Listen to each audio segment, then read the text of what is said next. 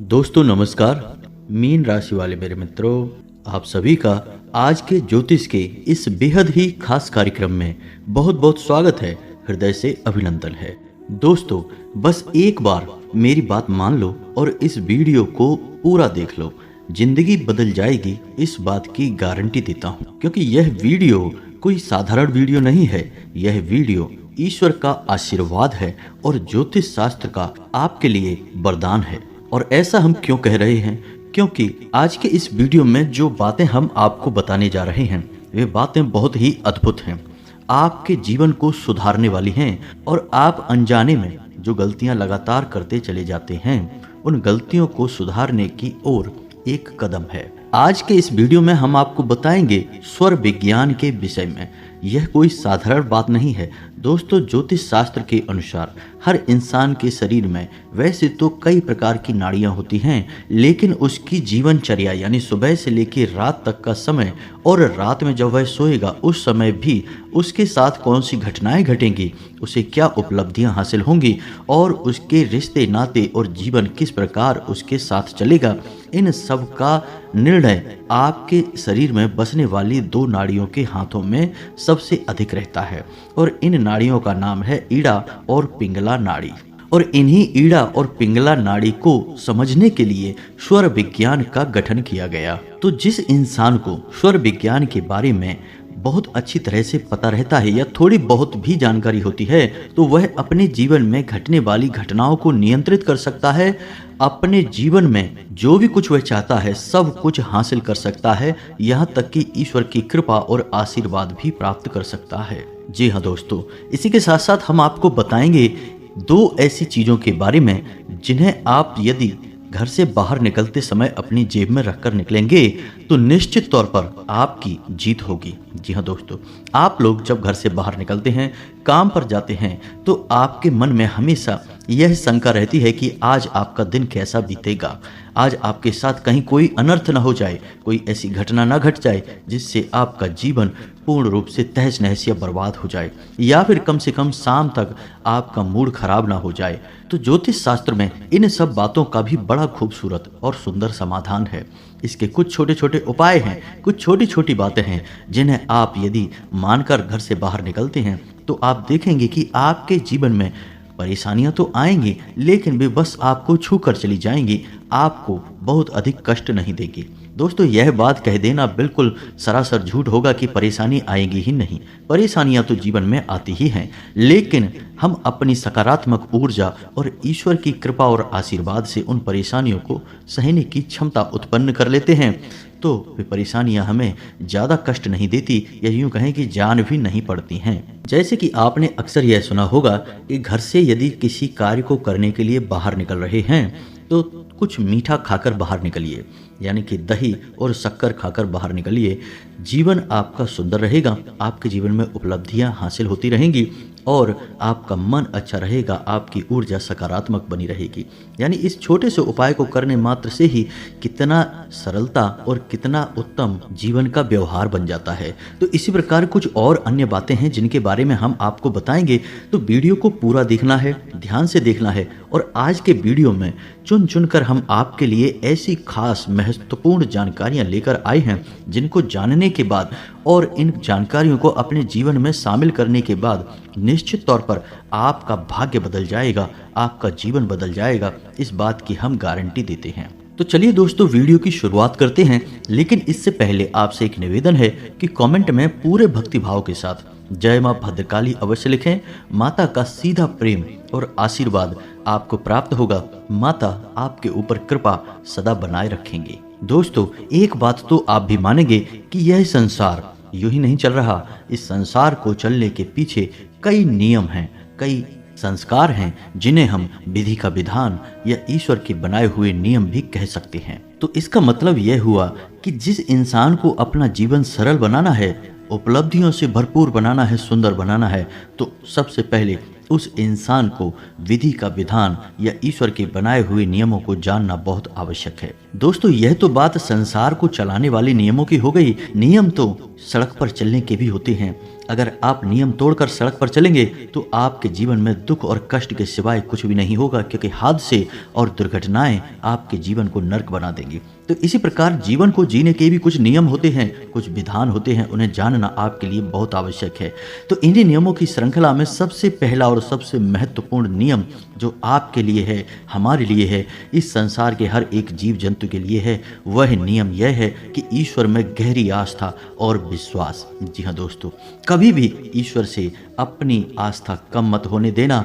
जब भी जीवन में कष्ट महसूस हो, सच्चे मन से अपने ईश्वर, अपने आराध्य को ध्यान में लेकर आना और अपने कष्टों के बारे में उन्हें बताना। हम गारंटी देते हैं आपके कष्ट कुछ ही समय में कट जाएंगे और कष्ट को सहने की शक्ति आपको प्राप्त हो जाएगी। अपनी इसी बात को आगे बढ़ाते हुए हम आपको एक गुरु शिष्य संवाद बताते हैं, जिसमें कि शिष्य के मन की शंकाओं को गुरु ने कितने प्रेम से, कितने भाव से जरा सी एक बात कहकर दूर कर दिया। यह आप भी जानेंगे तो आपको भी बहुत प्रेरणा प्राप्त होगी। तो एक बार की बात है कि एक शिष्य ने अपने गुरु से प्रश्न किया कि गुरुदेव, आप तो कहते हैं कि जीवन में कष्ट और दुख और सुख सब एक के बाद एक आते ही रहते हैं। जैसे दिन के बाद रात और रात के बाद दिन आता है, वैसे ही जीवन में उतार चढ़ाव आते रहते हैं।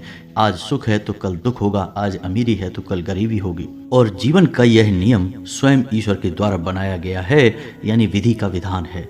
तो जब जीवन में सुख और दुख एक के बाद एक आने ही हैं, तो फिर हम ईश्वर की भक्ति क्यों करें, भगवान को याद ही क्यों करें। और यदि भगवान को याद करने से हमारे दुख कट जाते हैं, हमारी पीड़ाएं, समस्याएं समाप्त हो जाती हैं, तो फिर विधि का यह कैसा विधान है जो वक्त वक्त पर बदलता रहता है। क्योंकि विधान तो कभी बदलता नहीं है, वह तो हमेशा हर परिस्थिति में एक जैसा रहता है। तो गुरु जी, मेरे मन में इस प्रकार की शंकाएं उत्पन्न होती रहती हैं, कृपया कर इन शंकाओं को दूर करें, क्योंकि इन शंकाओं के चलते ईश्वर के ऊपर मेरा विश्वास डिग रहा है, टिक नहीं पा रहा है। और दोस्तों, हम आपको बताएं कि यह न केवल इस शिष्य के मन में उठने वाली शंकाएं हैं, बल्कि जनसाधारण में अधिकतर लोगों को आपने इस प्रकार की बातें करते देखा होगा कि जीवन में उतार चढ़ाव बने ही रहते हैं, भगवान को याद करने से कुछ नहीं हो जाता, कष्ट नहीं कट जाते हैं। और जो भगवान के बड़े भक्त हैं वे कहते हैं कि भगवान को याद करो, भगवान की भक्ति में डूबे रहो, जीवन के सारे कष्ट कट जाएंगे। तो इस प्रकार की बातों को सुनकर आपके मन में भी विचलन तो उत्पन्न होता ही होगा, आपकी आस्था भी हिलती तो अवश्य होगी। तो गुरु जी के जवाब से आपकी आस्था और मजबूत हो जाएगी, ईश्वर में दृढ़ हो जाएगी। तो सुनिए गुरु जी ने क्या कहा। तो गुरु जी ने कहा कि मेरे शिष्य, यह शंका केवल तुम्हारे मन में उत्पन्न नहीं हो रही, हर उस इंसान के मन में उत्पन्न होती है जो ईश्वर को अच्छी तरह से नहीं जानता, जीवन को और ईश्वर के विधान को भी नहीं समझता। तो अब ध्यान से सुनो, एक उदाहरण से तुम्हारे मन की संपूर्ण शंकाएं दूर हो जाएंगी। मानकर चलो कि एक सड़क है और उस सड़क पर कई सारे गड्ढे हैं और सड़क पर चलना बहुत मुश्किल है, लेकिन बीच बीच में वह सड़क अच्छी भी हो जाती है और गड्ढे समाप्त भी हो जाते हैं। अब तुम उस सड़क पर बैलगाड़ी से सफर कर रहे हो, तो तुम्हारा सफर कितना कष्टदायक, कितना दुष्कर होगा, क्योंकि जब भी सड़क के गड्ढे आएंगे तुम्हारी बैलगाड़ी बहुत अधिक हिलेगी और तुम्हें कष्ट देगी। तुम्हारा सफर धीमा, कष्टदायक और निराशाजनक होगा। बल्कि ठीक इसी के स्थान पर एक और व्यक्ति उसी सड़क से गुजरता है, लेकिन वह बैलगाड़ी में नहीं है, उसके पास एक महंगी कार है और उस कार में वह उस सड़क से गुजर रहा है। तो अब सोच कर देखो कि सफ़र किसका आसान है। कार वाले व्यक्ति का सफ़र कितना आसान है, सुखमय है। हाँ, सड़क पर होने वाले गड्ढों की वजह से उसकी कार थोड़ी बहुत हिलेगी अवश्य, लेकिन उन गड्ढों का कष्ट उसे अधिक महसूस नहीं होगा। थोड़ी बहुत हलचल होगी, लेकिन उसका सफ़र बहुत ही सुविधाजनक, आरामदायक रहेगा। तो सड़क तो एक ही है, सड़क में होने वाले गड्ढे, उतार चढ़ाव सब एक जैसे हैं, लेकिन दो लोग सफ़र कर रहे हैं। एक का सफ़र नरकी है और दूसरे का सफ़र स्वर्ग के समान है। तो अब मानकर चलिए कि दूसरा व्यक्ति जिसका सफ़र स्वर्ग के समान है वह ईश्वर की भक्ति में लीन है, क्योंकि वह महंगी कार जो है वह ईश्वर की भक्ति के समान है। क्योंकि जब कोई इंसान ईश्वर की भक्ति में लीन होता है तो उसके जीवन में कष्ट तो अवश्य आते ही हैं, ऐसा नहीं है कि कष्ट आएंगे नहीं। ठीक उसी प्रकार कष्ट आएंगे जैसे किसी साधारण जो ईश्वर की भक्ति में लीन नहीं है उस इंसान के जीवन में कष्ट आएंगे, लेकिन वे कष्ट ईश्वर की भक्ति के कारण उसे महसूस नहीं होंगे। उसके जीवन में इतनी सकारात्मक ऊर्जा भर जाएगी कि उस इंसान के जीवन में किसी भी प्रकार के कष्ट उसे महसूस नहीं होंगे। कब उसका जीवन का सफर कट जाएगा, सारी बाधाएं निकल जाएंगी, उसे पता तक नहीं चलेगा। बस यही फर्क है ईश्वर की भक्ति करने वाले और ईश्वर की भक्ति ना करने वाले इंसान के जीवन में। तो उम्मीद है कि आपको भी समझ में आ गया होगा कि आपको जीवन कैसे जीना है। यदि आप ईश्वर का नाम लेंगे तो हम गारंटी देते हैं कि बड़े से बड़े कष्ट भी आपके जीवन को छू कर गुजर जाएंगे, आपका बाल भी बांका नहीं होगा। तो दोस्तों, उम्मीद है कि आपको सारी बातें अच्छी तरह से समझ में आ चुकी होंगी। अब आपको बताते हैं कि आपको स्वर विज्ञान का कैसे प्रयोग करना है। तो आप ध्यान से समझिए, हर इंसान का 24 घंटे में लगातार स्वर बदलता रहता है। स्वर यानी कि उसकी दोनों नाड़ियां ईड़ा और पिंगला में से किसी न किसी एक नाड़ी का प्रभाव उसके ऊपर, उसके जीवन पर बहुत अधिक रहता है। तो जब इंसान की नासिका से श्वास बाहर आती है, तो यदि दाहिनी नासिका से उसकी श्वास बाहर आ रही है तो उसे हम सूर्य स्वर कहते हैं या अग्नि स्वर कहते हैं। ठीक इसी प्रकार यदि बाईं नासिका से उसकी श्वास बाहर आ रही है तो उसे हम चंद्र स्वर कहते हैं या फिर जल स्वर कहते हैं। तो आप ध्यान से समझिए कि आपको करना क्या है। जब भी आप सोकर जागते हैं तो जब आप अपने बिस्तर से पैर नीचे रखते हैं तो एक बार अपनी नासिका के पास अपना हाथ ले जाकर देखिए और आप महसूस करिए कि आपकी किस नासिका से आपकी श्वास बाहर आ रही है। यदि दाईं तरफ की नासिका से आपकी श्वास बाहर आ रही है तो आप बिस्तर से पैर जमीन पर दायां रखेंगे। ठीक इसी प्रकार जब आप घर से बाहर निकल रहे हैं तो आपकी जिस स्वर की श्वास चल रही है, यानी जिस नासिका से आपकी श्वास बाहर आ रही है, आप उसी कदम को यानी उसी पैर को घर से पहले बाहर निकालेंगे। ये दो चीज़ें आपको ध्यान से समझनी है। तो अब जब इंसान का स्वर सूर्य होता है तो उसके शरीर में अग्नि जल रही होती है। कहने का मतलब यह होता है कि वह जोश से भरा होता है, ऊर्जा से भरा होता है और उससे मेहनत के कार्य उस समय करने चाहिए। और जब इंसान का बायां स्वर चल रहा हो यानी चंद्र स्वर चल रहा हो तब इंसान के मन को शांत रहना चाहिए, उसे ईश्वर का ध्यान करना चाहिए। तो अब जब आप किसी इंसान से बहस कर रहे हैं, बातें कर रहे हैं, चर्चा कर रहे हैं तो आप एक बार अपने स्वर पर ध्यान दीजिए। यदि आपका चंद्र स्वर चल रहा है तो आप देखेंगे कि आपकी बात करने के तौर तरीके बदल जाएंगे। आप शांतिपूर्ण तरीके से हर एक बात को सुनेंगे, समझेंगे। ठीक इसी प्रकार यदि आपका दायां स्वर चल रहा है तो आप जरा सी बात पर भड़क जाएंगे, आपके मन में क्रोध उठेगा और आपकी बहस एक नकारात्मक रूप ले लेगी। हो सकता है कि झगड़े का भी रूप ले ले। तो यह तो था स्वर विज्ञान के विषय में थोड़ा सा ज्ञान। आप इन बातों को थोड़ा सा ध्यान में रखकर अपने जीवन को जिएंगे तो आप देखेंगे कि आप कई सारी चीज़ों को अपने जीवन में नियंत्रित कर पाएंगे। अपने व्यवहार को और लोगों के व्यवहार को भी आप नियंत्रित कर पाएंगे, क्योंकि आप समझ जाएंगे कि अब आपको क्या कहना है, क्या करना है। इसी प्रकार हम आपको बताएं कि जब आप घर से बाहर निकलें तो बाहर निकलने का नियम क्या है। पहली चीज़ कि आप हमेशा जब घर से बाहर निकलें तो थोड़ा सा पानी पीकर अवश्य निकला करें। आप इसके चमत्कारी परिणाम देखेंगे कि आप 2 घूंट पानी पीकर घर से बाहर निकलेंगे, दिन भर आपका मन शांत रहेगा, आप सकारात्मक ऊर्जा से भरे रहेंगे। जी हाँ दोस्तों, यह आपके शरीर में जल तत्व को बढ़ाएगा और जल तत्व शांति का प्रतीक है, आकर्षण का प्रतीक है। दूसरा कि जब भी आप घर से बाहर निकलें तो कुछ शब्द आपको भूल कर भी नहीं बोलना है। इन शब्दों को नकारात्मक शब्द माना जाता है और इनको बोलने से आपकी सकारात्मक ऊर्जा परिवर्तित होने लगती है, आपको नकारात्मक परिणाम प्राप्त होने लगते हैं। तो वे शब्द कौन से हैं, ध्यान से सुनिए। जूता, चप्पल, लकड़ी या फिर किसी भी प्रकार की गाली गलौज या फिर कोई भी चुभने वाली बात, ताला, रावण, पत्थर, नहीं, मारना, मरना, डूबना, फेंकना, छोड़ना और जाना। जी हाँ दोस्तों, आप बेशक कहीं जा रहे हैं लेकिन आप कभी भी यह कहकर घर से बाहर ना निकलें कि अब मैं जा रहा हूँ। इसके बजाय आपको कहना है कि ठीक है, अब मैं शाम को आता हूँ, या फिर जब भी आपको आने का मौका लगेगा तब का बोलें कि मैं अभी 2 घंटे बाद वापस आता हूँ। इसका मतलब यह हुआ कि आपने सकारात्मकता को पकड़ा और नकारात्मकता को छोड़ा। आपने कई बार लोगों को यह कहते सुना होगा, जो लोग घर से बाहर जा रहे हैं और जाते समय भी यह नहीं कहते कि वो अब जा रहे हैं, जाते समय भी वे ये कहते हैं ठीक है अब शाम को वापस आते हैं। प्रभाव जीवन में बढ़ता है और उपलब्धियां भी प्राप्त होती हैं। हमने अपने पिछले वीडियो में आपको 2 मुहूर्त के बारे में भी बताया था। पहला राहु काल, जो कि बहुत ही नकारात्मक समय होता है और 1.5 घंटे का होता है। तो यह लगातार बदलता रहता है। हमने इसका चार्ट भी आपको पिछले वीडियो में दिया था। यदि आप हमारे वीडियो रेगुलर देखते हैं तो आपको वह चार्ट अवश्य ही मिल जाएगा। तो उस समय को आपको टालना है, ध्यान रखें उस समय में कोई भी जरूरी काम ना करें। और ठीक इसी प्रकार एक था अभिजीत मुहूर्त, जो 12 बजे से 24 मिनट पहले और 24 मिनट बाद तक रहता है।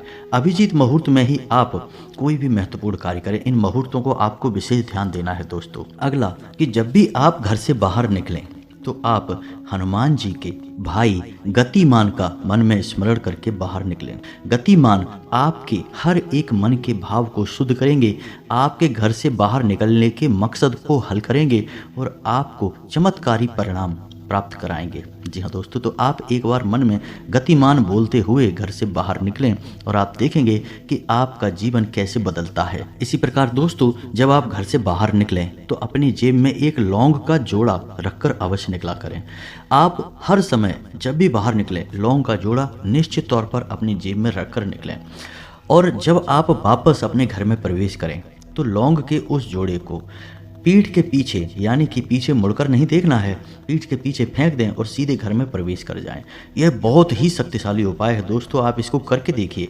आप देखेंगे कि यदि आपका मूड खराब भी होगा तो घर में प्रवेश करते ही आपका मूड अच्छा हो जाएगा और जो थोड़ी बहुत नकारात्मकता आपके साथ घूम भी रही थी या आपने सोखी भी थी, वह भी घर के बाहर ही रह जाएगी। आपके घर का माहौल स्वर्ग जैसा सुंदर हो जाएगा। जी हाँ दोस्तों, और आप जब अपने घर से बाहर निकलें तो 2 बातों का और भी ख्याल रखें कि आप गलती से भी किसी महिला का अपमान ना करें, ना ही किसी के साथ बहस करें। दूसरा कि गलती से भी अपने पितृ पूर्वजों के लिए मन में या फिर अपने मुख में कोई भी नकारात्मक बात ना निकालें। इसके बजाय आप अपने पितृ पूर्वजों को धन्यवाद अवश्य दें, क्योंकि हो सकता है कि आपको ऐसा लगता हो कि आपके पुरखे पूर्वजों ने आपके लिए किया ही क्या है, लेकिन आपकी देह, आपका जीवन सब आपके पितरों की ही देन है। तो कम से कम आप अपने इस जीवन और अपनी इस देह के लिए तो अपने पितरों को धन्यवाद अवश्य करें। आप देखेंगे कि आपके जीवन में कोई नकारात्मकता रहेगी नहीं, आपके पितृ बहुत ऊर्जावान होंगे और आपको आशीर्वाद देंगे। और याद रखिए कि आपके जीवन का, आपके घर का पहला रक्षा कवच आपके पितृ ही हैं। तो आपकी इतनी छोटी सी क्रिया से भी आपके पितृ आपकी रक्षा करने के लिए तुरंत तत्पर हो जाएंगे। कोई भी नकारात्मक शक्ति आपका कुछ बिगाड़ नहीं पाएगी। जी हाँ दोस्तों, तो इन बातों का ख्याल रखते हुए आप अपने घर से बाहर निकलिए, आपके काम निश्चित तौर पर बनेंगे, आपका जीवन सुंदर और सरल होगा।